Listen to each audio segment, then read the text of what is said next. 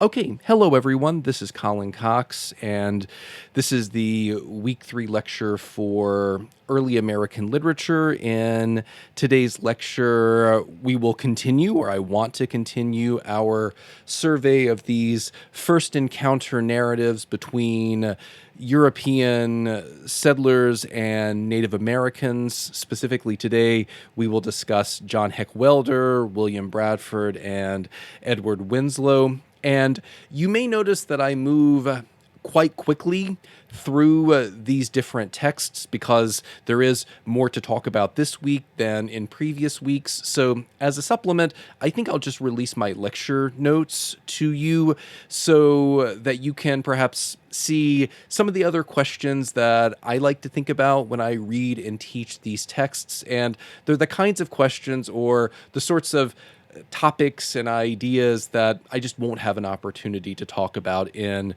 today's lecture. But before I do anything else, I wanted to address something from last week's reading and from a discussion question last week about King Philip's speech. And this is quite simple, and I'll make this quick, especially with these early first encounter narratives where it's perhaps difficult to know at times the degree to which Native Americans actually had a voice in the construction of these texts.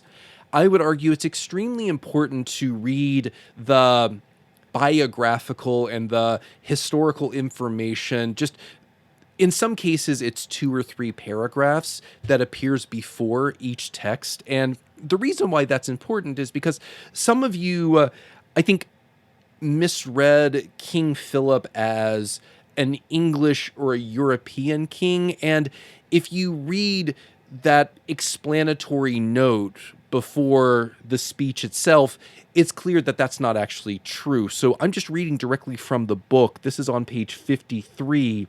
King Philip was the English name adopted by the Wampanoag leader Metacom, who led an alliance against the English colonies in Massachusetts, Rhode Island, and Connecticut in what became known as King Philip's War. So I'll stop there because I think that's all you really need to hear or all you really need to know. Now, again, I'm not trying to suggest that any of you necessarily did anything wrong. I've been guilty of skipping that biographical information, those kinds of introductions and prefaces at the beginning of books. So no harm necessarily, but I just wanted to reiterate how important it is to just at least give those a read, especially for what I want you to read here at the beginning of the semester, because it might help to clarify any confusion that you find when you read the text, because especially with King Philip's speech, if you read it thinking it was an English or a European king, perhaps some of the references didn't always match. So again, the point, or what I just wanted to remind everyone, if I haven't already, just read that biographical information, read that historical information at the beginning of each text, because it will help to clarify what might otherwise be confusing. But okay, let's transition to John Heck-Welder, History, Manners, and Customs of the Indian Nations. This begins on page 103. So it's important to know about Heck-Welder that he was a Christian missionary, and he was quite sympathetic to the plight and the treatment of Native Americans in Delaware, New Jersey, and Pennsylvania, that mid-Atlantic region. But I think one of the questions that I always like to ask about Heck-Welder, because I think you can see at times some misguided attempts at characterizing Native Americans as sympathetic figures, but I think there are other times, and I think just the excerpt that I wanted you to read on the whole might miss the mark, which is to say, while there are certain passages that we could identify and by doing so come to the conclusion that, yes, Heck-Welder, unlike some of the texts and some of the authors that we've read this semester or even for this week, it's quite clear that he is far more sympathetic. He may inadvertently or accidentally do more harm than good. But I want to actually start with one of those moments early in the text where the natives in question are attempting to understand what on earth is this, quote, wonderful object that's floating in the water. And I'll begin reading here on page 103. Quote, the Indians immediately returned to the shore, apprised their countrymen of what they had observed, and pressed them to go out with them and discover what it might be. They hurried out together and saw with astonishment the phenomenon which now appeared to their sight, but could not agree upon what it was. Some believed it to be an uncommonly large fish or animal, while others were of opinion it must be a very big house floating on the sea. At length, the spectators concluded that this wonderful object was moving towards the land and that it must be an animal or something else that had life in it. It would therefore be proper to inform all the Indians on the inhabited islands of what they had seen and put them on their guard. Accordingly, they sent off a number of runners and watermen to carry the news to their scattered chiefs, that they might send off in every direction for the warriors with a message that they should come on immediately. These arriving in numbers and having themselves viewed the strange appearance and observing that it was actually moving towards the entrance of the river or bay, concluded it to be a remarkably large house in which the Manitou, the great or supreme being himself, was present, and that he probably was coming to visit them. So I think we see a couple of things here. The first, notice how skeptical these natives are, which that would seem to suggest or communicate their intelligence. They see this object coming towards them, and their immediate reaction isn't, well, it's fine, or, well, whomever or whatever's in or on that object, well, we should just relinquish all power and authority to them, like we read in some texts earlier this semester. No, instead it's a picture of a people who are quite skeptical. You can actually see them perhaps fortifying and contacting their allies, perhaps prepared for a war, a battle of some kind. And again, I think this has the effect, and this is one of the times where with a figure like Heckwelder, we can actually see just how sympathetic he is, but also how his image and his understanding of Native Americans isn't one defined by a kind of blundering simplicity like we've seen with some of the writers thus far this semester.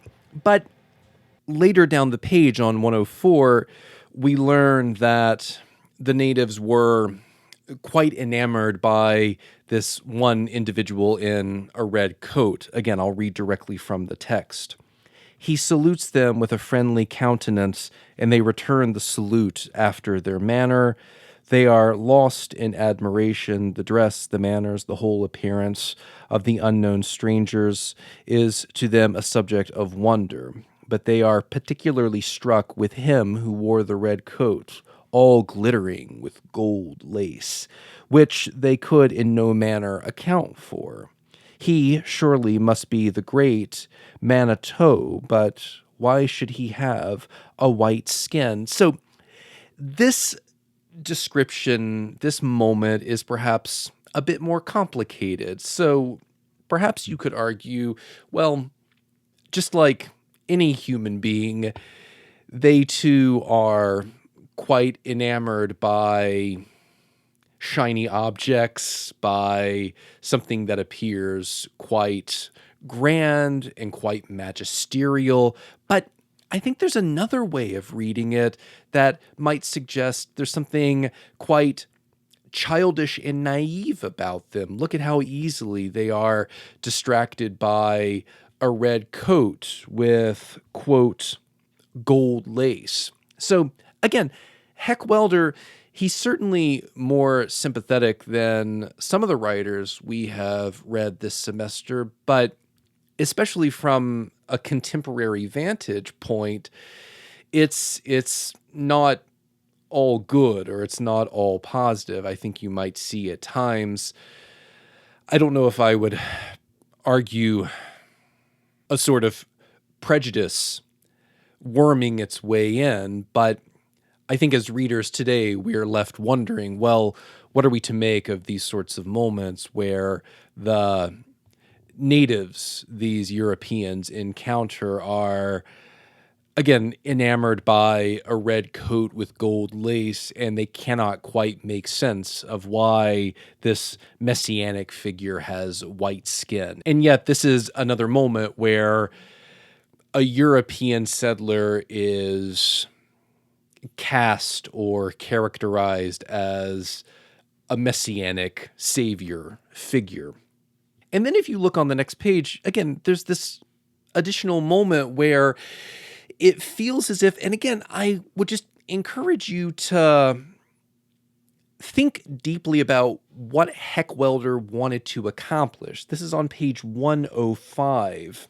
And this is the moment where the Europeans returned to see that, or to learn that the Native Americans who they gifted with these tools just clearly didn't know how to use them correctly. And I'm at the bottom of 105. They went away as they had said, and returned in the following season, with both parties were much rejoiced to see each other. But the whites laughed at the Indians, seeing that they knew not the use of the axes and hoes they had given them the year before. For they had these hanging to their breasts as ornaments, and the stockings were made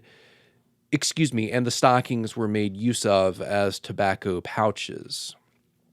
The whites now put handles to the former for them, and cut trees down before their eyes, hoed up the ground, and put the stockings on their legs. Here, they say, a general laughter ensued among the Indians that they had remained ignorant of the use of such valuable implements, and had bore the weight of such heavy metal hanging to their necks for such a length of time. Now, I think there's several different ways and several interesting ways we can perhaps read and interpret this passage. The first, well, again, perhaps Heckwelder unintentionally doesn't actually cast or characterize Native Americans as positively as he thinks he is, because this certainly does feel like one of those caricatures that regrettably are often associated with Native American stereotypes. This laughing, bumbling, harmless, naive child. But another possible way to read this is, well, Heckwelder is covertly criticizing and actually condemning these white Europeans because they gave tools to these natives without actually teaching them how to use them. And I speak to my students about this when I teach this on campus in a traditional way. What if I just gave you the book for this class, or told you to get the book for this class, but at no point spoke to you about the content of the book? Now, that's not to say you couldn't possibly discern or ascertain by using your critical thinking skills and faculties what many of these texts mean, but as the person in a position to give or extend something to you, it's also my responsibility to ensure that you at least understand how to use these tools, how to use what I'm asking you in this context to read. So my point is, perhaps Heckwelder is criticizing and chastising these Europeans for just how poorly they seem to be at just giving gifts or fully understanding what it means to actually communicate with someone and extend hospitality to someone, because gift giving is part of that hospitality ritual. But I think one other interesting way to read this is to read the language at the end of the passage that I read. They felt, quote, the weight of such heavy metal hanging to their necks.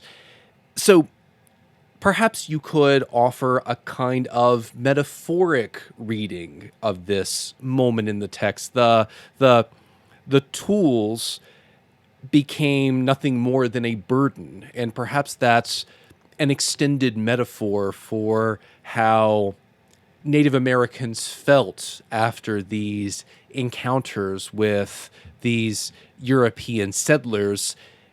They weren't bringing gifts. They weren't bringing prosperity or even the promise of prosperity. They were just bringing shackles that these natives carried and wore around their necks. So again, Heckwelder, even though I've been a bit critical of him at times in this lecture, I think this is a moment where we can clearly see some interesting, subtle work happening. But the final thing I'll say, and this is where the excerpt that I asked you to read ends, is with this agreement or this bargain between the natives and the Europeans. And I'm reading here at the bottom of page 105. As the whites became daily more familiar with the Indians, they at last proposed to stay with them, and asked only for so much ground for a garden spot as, they said, the hide of a bullock's would cover or encompass, which hide was spread before them. The Indians readily granted this apparently reasonable request. And I'll now jump perhaps to the bottom of this passage. The white and red men lived contently together for a long time, though the former from time to time asked for more land, which was readily obtained, and thus they gradually proceeded higher up. So I think what Heckwelder gives us, or what he offers us here at the end of this excerpt, is this foreboding sense of what will ultimately happen. The egregious theft perpetrated by white European settlers on these Native Americans, and how in Heckwelder's hands it started as what seemed or felt like nothing more than an extension of, or an offer of hospitality, wanting to live with someone. You could argue in many ways attempting to form a kind of community. And I think for someone like Heckwelder, perhaps the sin that these white Europeans commit is the sin of breaking or breaching the rules of hospitality, just taking a little more with each passing year or each couple of years. And you see the text itself ends with the following. The Indians began to believe that they would soon want all of their country, which in the end proved true. And because this text was published in the 19th century, 1812 to be exact, there is this sense that Heckwelder, he's reflecting back on these atrocities that have happened. Some, of course, will continue to happen or will happen in the future. But we reach the end of this, and it's quite clear that he's offering this scathing critique of not only how Native Americans were thought about and characterized, but also how they were just treated as a people, which is to say they were not necessarily treated as people. They were treated as something quite disposable, something to trick and manipulate and fool. And I suppose on those grounds, Heck Welder offers one of the more sympathetic readings of Native Americans and offers one of the clearest, if not one of the first critiques of the behavior of these white European settlers that we've encountered thus far this semester. So I think now I would like to transition, moving in a different direction in a few different ways, to Mort's Relation by Bradford and Winslow. And this text feels a lot different. And one of the reasons why is because, at least in the portion that I asked you to read, there doesn't seem to be, there isn't this moment where Europeans and natives encounter one another in the ways they have in previous texts. And in that way, and because of this, the Native Americans always feel like this threat lingering along the periphery. And I think you can see both Bradford and Winslow attempting to communicate the omnipresence of this threat in a few interesting ways.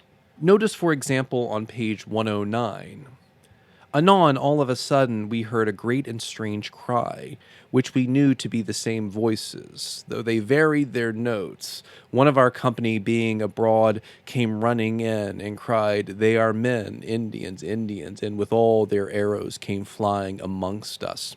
And this cry, this is a motif that both Bradford and Winslow return to a few times in what I asked you to read. But again, just this sense that these natives are this threat, but they're a threat.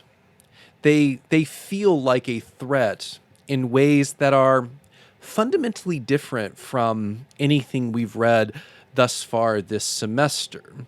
There is this sense that they haunt the figures and the characters in this narrative in ways that certainly helps to support or propagate this notion of the Native American as a kind of mindless, horrifying savage that is just waiting to invade and disrupt the sublimity of the nascent civilizations that these European settlers attempt to create.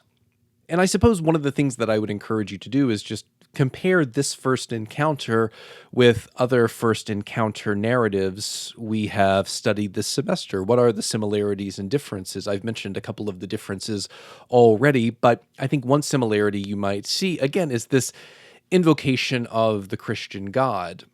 This is on page 109, and we'll see this much clearer, or this will become far more clear once we read Mary Rawlinson, but this is at the bottom of page 109. He stood 3 shots of a musket. At length, one took full aim at him, after which he gave an extraordinary cry, and away they went all. We followed them about 1/4 of a mile, but we left 6 to keep our shallop, for we were careful of our business. Then we shouted all together with 2 several times, and shot off a couple of muskets, and so returned. This we did that they might see we were not afraid of them, nor discouraged. Thus it pleased God to vanquish our enemies and give us deliverance. By their nose we could not guess that they were less than 30 or 40, though some thought that they were many more, yet in the dark of the morning we could not so well discern them among the trees, as they could see us by our fireside.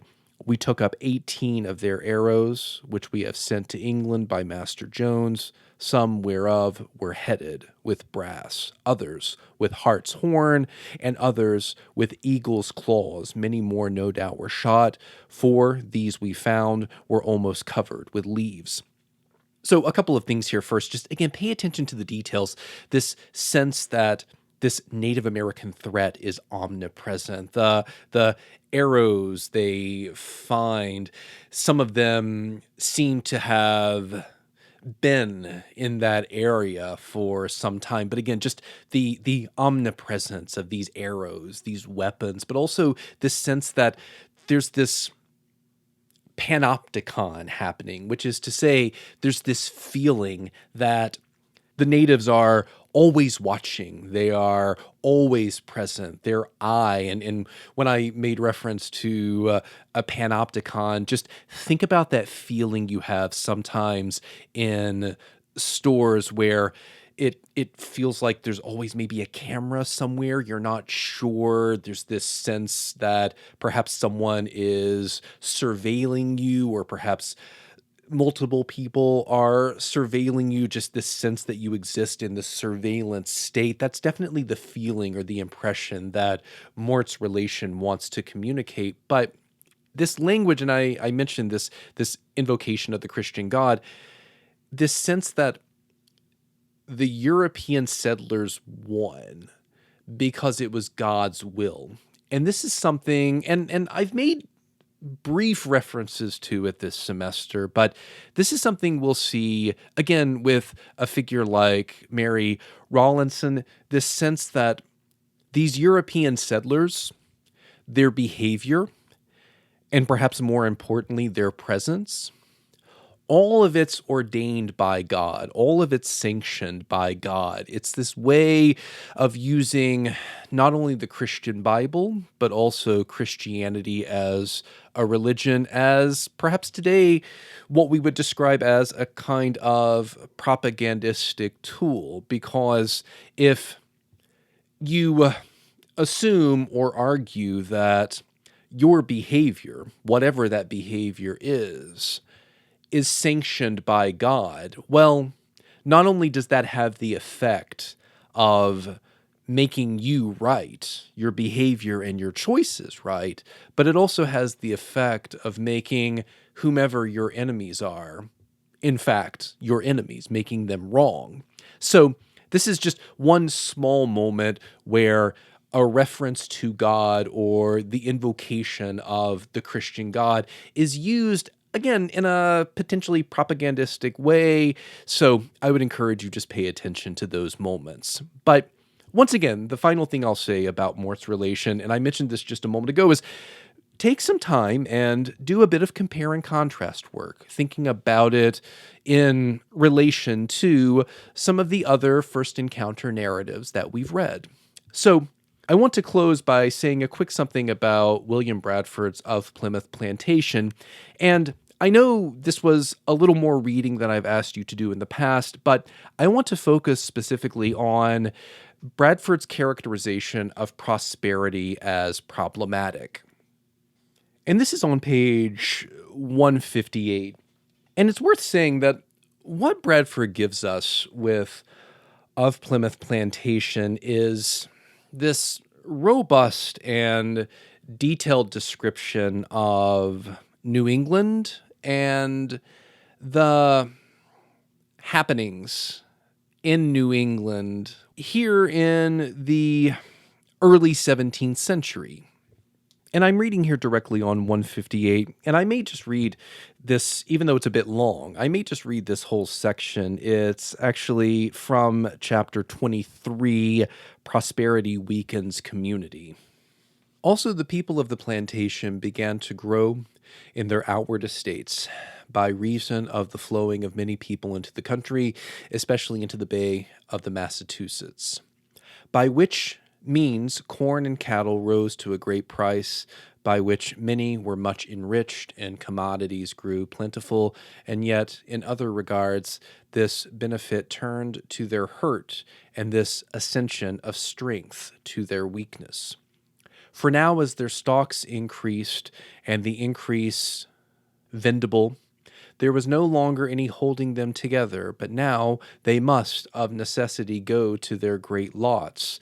They could not otherwise keep their cattle, and having oxen grow, they must have land for plowing and tillage. No man now thought he could live except he had cattle and a great deal of ground to keep them all striving to increase their stocks, by which means they were scattered all over the bay quickly, and the town in which they lived compactly till now was left very thin, and in a short time almost desolate. And if this had been all, it had been less, though too much. But the church must also be divided, and those that had lived so long together in Christian and comfortable fellowship must now part and suffer many divisions.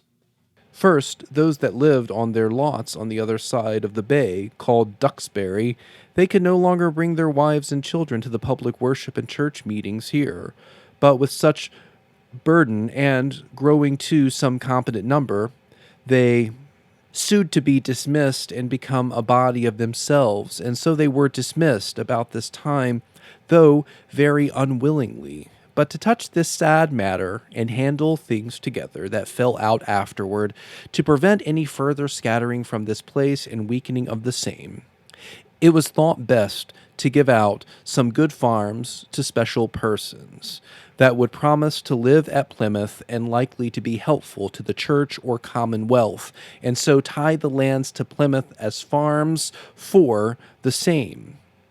And there they might keep their cattle and tillage by some servants and retain their dwellings here.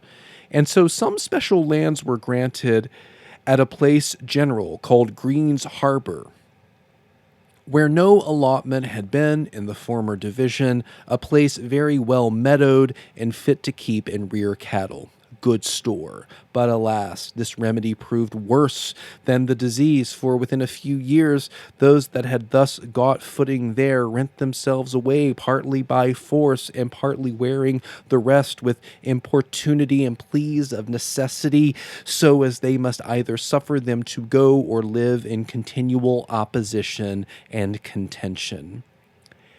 And others still, as they conceived themselves straitened, or to want accommodation, break away under one pretense or other, thinking their own conceived necessity and the example of others a warrant sufficient for them.